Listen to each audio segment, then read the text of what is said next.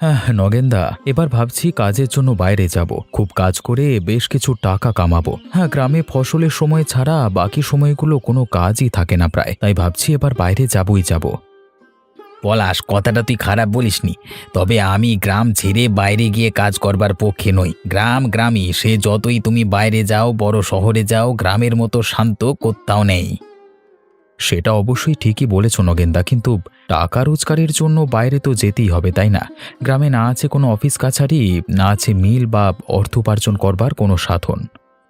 পলাশ, বলি কি, এই গ্রামে থাকলে নিজের বাড়ির সময় মতো ভালো মন্দ খাবার, এই দুপুরে সামান্য দিবানিদ্রা, এই সকালেও নিজের মতো করে ঘুম থেকে ওঠা, বলতে পারো নিজের এক প্রকারের স্বাধীনতা আছে। কিন্তু বাইরে গেলে পরে পরের অধীনে কাজ করতে হবে।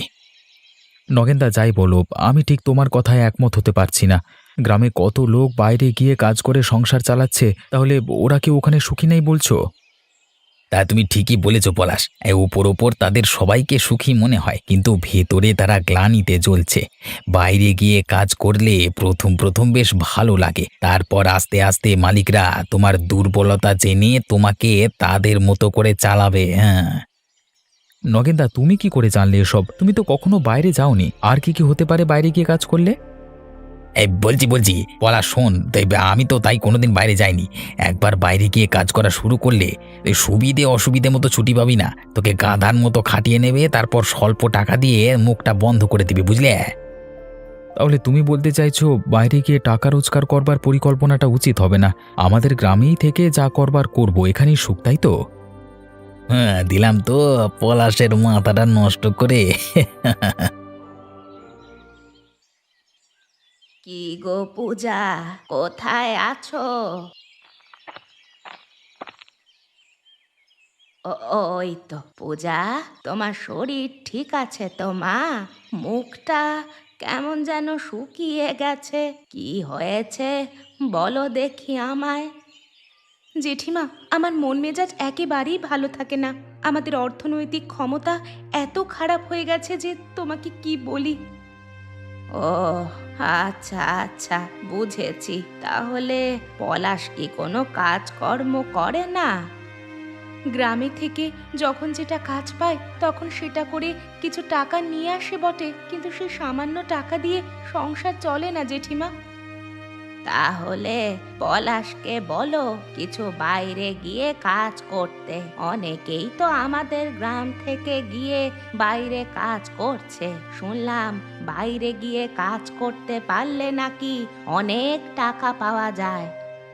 তুমি ঠিকই শুনেছ গো জেঠিমা, পলাশও ভাবছে বাইরে যাবে, তবে যখন যাবে তখন যাবে। কিন্তু এই মুহূর্তে আমাদের পেটে ভাত জোটানো যে মুশকিল হয়ে গেছে জেঠিমা।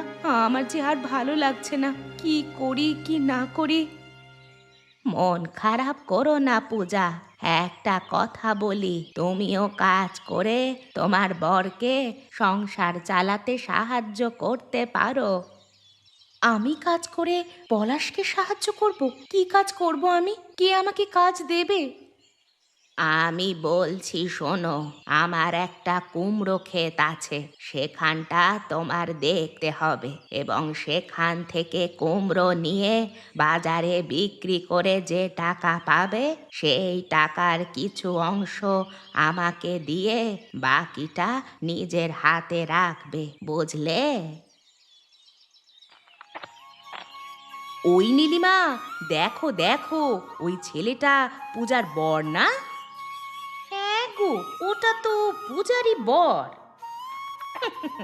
কি কাজ করে দেখে তো মনে হচ্ছে না খুব একটা ভালো রোজগার করে বলে। ওই আর কি, দিন আনে দিন খায়। যখন কাজ থাকে খাবার জোটে, না থাকলে উপবাস। যা বললে নীলিমা, পুরুষ মানুষের যদি রোজগার কম হয় তাহলে কেউ ভাব দিতে চায় না। ওই পূজার কথা ভাবলে কষ্ট হয় গো লতাদি। খুব ভালো মেয়েটা, কিন্তু ওর কপালে এমন ভিখারি বর জুটেছে। নীলিমা, তোর কথা শুনে আর হাসি পাচ্ছে আমার। তার মানে ওর বরের মতি রোজগার নেই, ওদের তাই অভাবের সংসার। তবে আর কি, ভাগ্যিস আমাদের বরেরা বাইরে গিয়ে কাজ করে, নইলে আমাদেরও এই পূজার মতোই অবস্থা হতো। বাহ! এই বুড়ির কুমড়ো খেতে তো বেশ ভালো কুমড়ো ধরেছে, হ্যাঁ? একটা কাজ করলে কেমন হয়? আজকে রাতে যদি একটা কুমড়ো চুরি করতে পারি তাহলে সেটা বেচে কালকে সকালে গিয়ে কিছু টাকা আনতে পারবো, হ্যাঁ।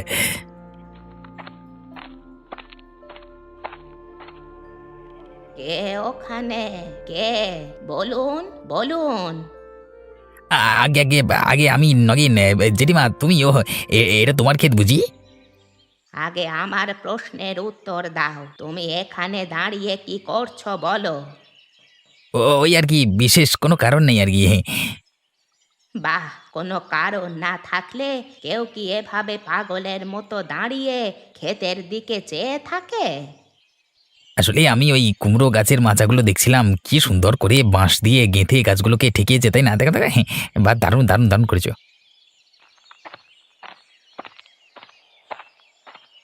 নগেনকে দেখে আমার মনে সন্দেহ জাগছে। ওর মতি গতি দেখে খুব একটা সুবিধাজনক মনে হচ্ছে না। নিশ্চয়ই ওর মনে অন্য কোনো ফন্দি আছে। বাহ বাহ, পার্বতী দেখছি বাজারে কুমড়ো নিয়ে বসেছে। যাই, গিয়ে ওকে কটা কথা শুনিয়ে দিয়ে আসি। 100, 135, 200, 210, 280, 365, 420।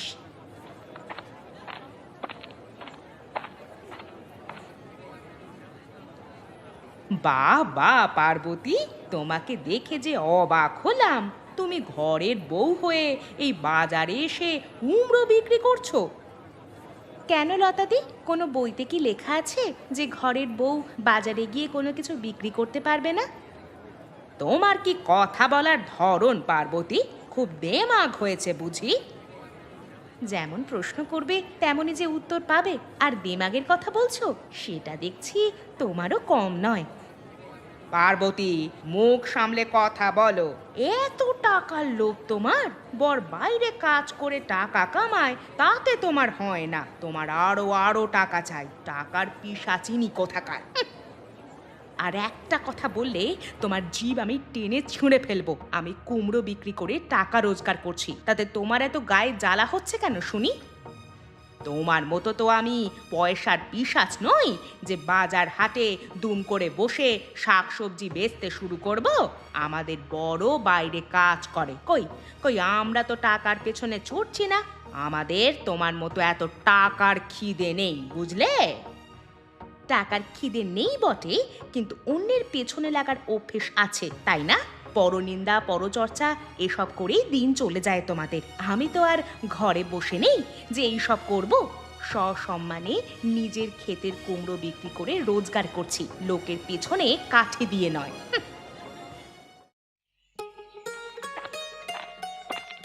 পূজা, কোথায় যাচ্ছ সকাল সকাল? জেঠিমার কুমড়ো খেতে যাচ্ছি। জেঠিমার কুমড়ো খেতে গিয়ে কি করবে তুমি? সেখানে গিয়ে আমি কাজ করব। জেঠিমা আমাকে কাজে যেতে বলেছে। কুমড়ো খেতে কাজ করবে? একটু খুলে বলো তো।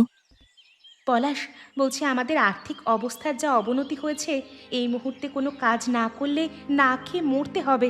জেঠিমা আমাদের কথা জানতে পেরে আমাকে বলল একটা নাকি কাজ দেবে।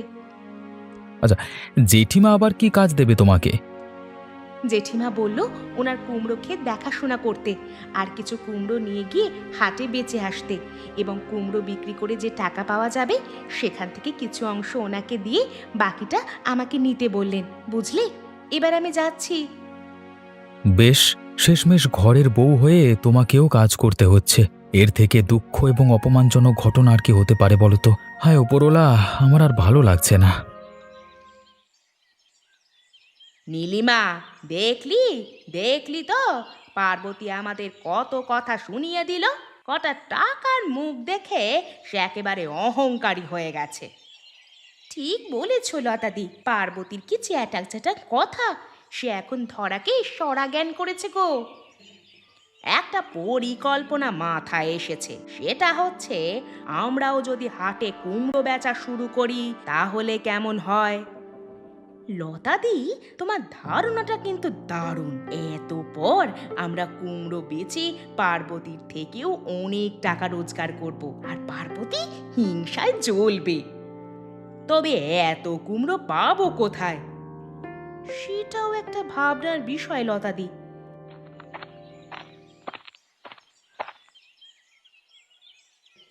কি হলো বউটান, কিসের এত আলোচনা হচ্ছে শুনি? পলাশ, বলছি আমরা দুজনে হাটে গিয়ে কুমড়ো বেচতে চাই। হঠাৎ হাটে গিয়ে কেন কুমড়ো বেচার শখ হলো? তোমাদের পরেরা তো বাইরে কাজ করে, তাই না? আসলে আজ হাটে পার্বতীকে দেখলাম কুমড়ো বেচতে, তখন লতাদি ওকে বলল, তোমার বর তো বাইরে কাজ করে, ভালোই রোজগার করছে, তাহলে তোমার এত পয়সার খিদে কেন যে তুমি কুমড়ো বিক্রি করতে হাটে বসেছো? বাবারে, পার্বতীর দেখি খুব দিমাগ হয়েছে। এরপর কি বললো? এরপর আমাদের যা তা কথা শোনালো, বলল ও নাকি আমাদের মতো বসে নেই, সসম্মানে কুমড়ো বেচে টাকা রোজগার করছে। তাই আমরা ভাবলাম আমরাও কুমড়ো বেচবো হাটে গিয়ে, তার জন্য তোমার সাহায্য চাই। বেশ বউটান, তোমাদের এই ঠাকুরপো আছে না, এই দেখো হুকুম করো, দেখবে সব হাজির হয়ে যাবে সামনে। নগেন, আমাদের কিন্তু কুমড়ো এনে দিতে হবে, কি পারবে তো? আলবাত পারবো। বলো কত কুমড়ো চাই তোমাদের? পুরো বাগানের কুমড়ো তোমাদেরকে এনে দিতে পারবো, কিন্তু তার আগে কিছু অগ্রিম ছাড়তে হবে তো। ও নিয়ে তুমি ভেবো না নগেন, যা টাকা অগ্রিম দিতে হবে আমরা দেব। জেঠিমা, আজ তোমাকে চিন্তিত দেখাচ্ছে, কিছু হয়েছে নাকি? তুই ঠিকই ধরেছিস, মনটা আমার বিশেষ ভালো নেই রে পূজা। তুমি আমায় বলবে তোমার মন খারাপের কারণ?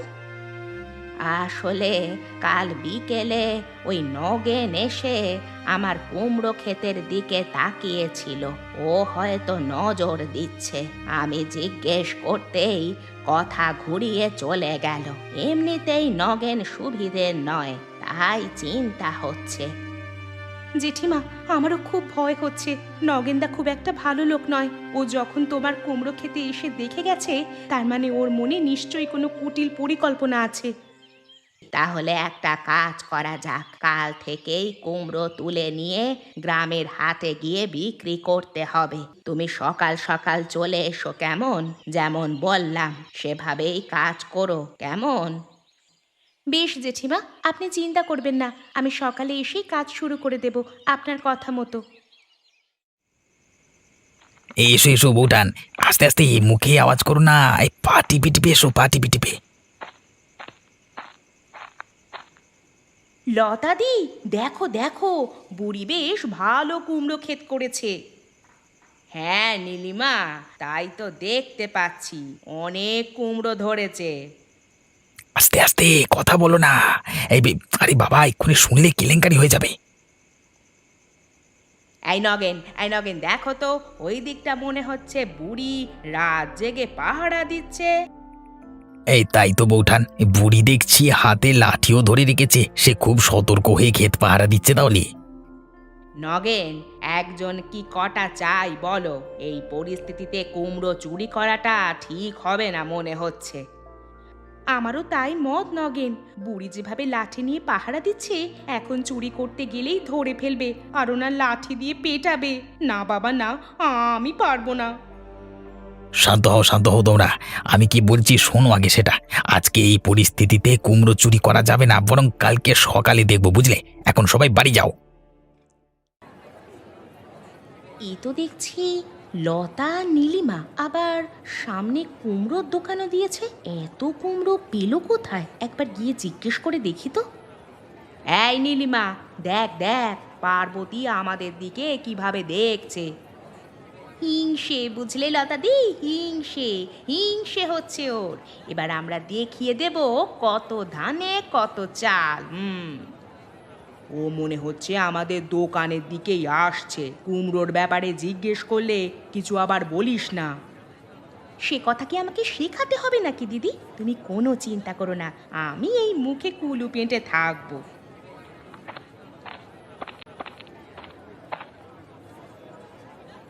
আচ্ছা, এত কুমড়ো কোথা থেকে পেলে তোমরা? নিশ্চয়ই কোনো গন্ডগোল আছে। বলো তো, সত্যি কথাটা বলো তাড়াতাড়ি। হায় রে, আমার সব শেষ হয়ে গেল রে, সব সর্বনাশ হয়ে গেছে। এখন আমি কি করি, কোথায় যাই? আমার ক্ষেতের সব কুমড়ো চুরি করে নিয়ে গেছে। হায় রে। হে হরি, তোমার এই সর্বনাশ কি করলো গো জেঠিমা? সব কুমড়ো চুরি করে ফেলেছে। ইস, এত কষ্ট করে তুমি কুমড়ো ক্ষেতটা করেছো। পূজা, আর বলিস না, সবই আমার পোড়া কপাল। জেঠিমা, তোমার মাথা থেকে রক্ত বেরোচ্ছে। কি করে মাথা ফাটলো তোমার? আর কারাই বা এই জঘন্য ঘটনা ঘটালো? কাল রাতে আমি পাহারা দিচ্ছিলাম আমার কুমড়ো খেতে। ভোর রাতের দিকে দুজন চাদর গায়ে দিয়ে মুখ ঢেকে এসে আমাকে মারতে শুরু করলো।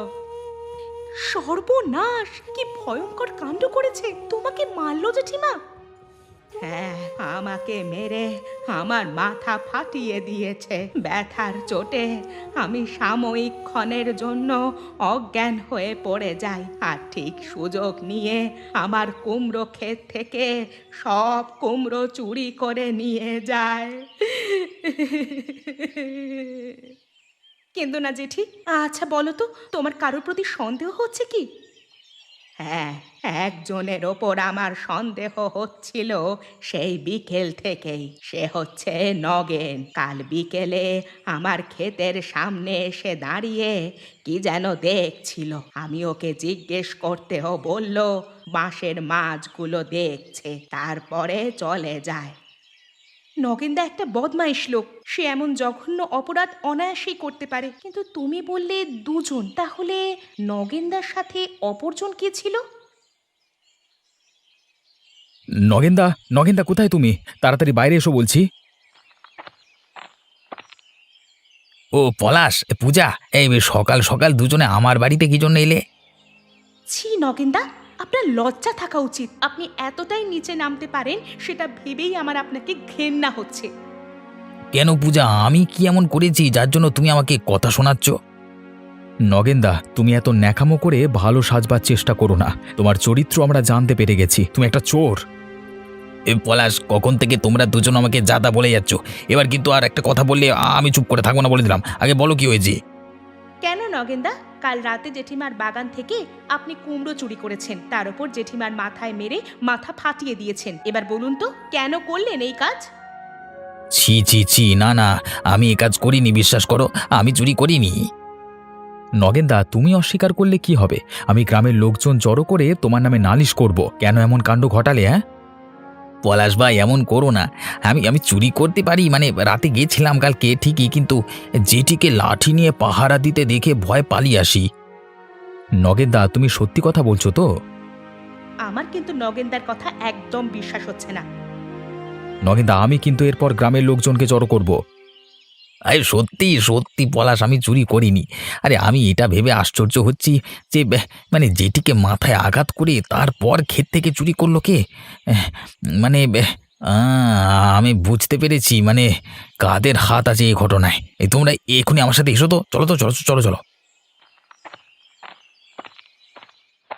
নীলিমা, কেমন খেলা পাল্টে দিলাম বল। লতাদি, তোমার বুদ্ধির তুলনা হয় না। এদিকে নগেনকে কাটি করালে, আর ওদিকে বুড়ির কুমড়োগুলো সব চুরি করে নিলে। এক ঢিলে দুই শিকার করলাম। কেউ আমাদের সন্দেহ করতে পারবে না, আর যদি করেও ওই নগেনকে করবে। বলছি কি, আমার তো প্রায় সব কুমড়োই বেচা হয়ে গেছে, আর কয়েকটা আছে। আমারও আর খুব বেশি কুমড়ো নেই, সবটাই প্রায় শেষ।